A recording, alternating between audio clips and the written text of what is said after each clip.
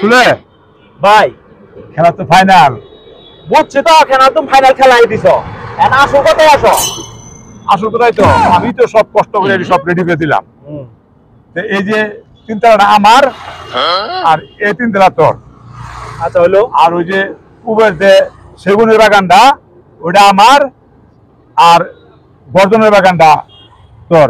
সবাইছি না না ঠকো না, এর মধ্যে আমার কথা আছে। ভাই তাইলে শুনো, তুমি তো দুটোই ভাগ করে তোমার মতো করে দিলা, আমি মানলামই। বাড়ির পিছনে যে পুকুরটা আছে, পুকুরটা আমি নিব, তুমি আর আপত্তি টাপত্তি করো না। যা, তুই আমার শুরু ভাই না, এর মধ্যে আমার আপত্তি নেই। আমি মনে করছিলাম যে পুকুরটা দুজনের মধ্যে থাকবো। যা, ওইটা হয়তো দিয়ে দিলাম। আচ্ছা হইলো। কি রে দুই ভাই কি বুদ্ধি করতেছস?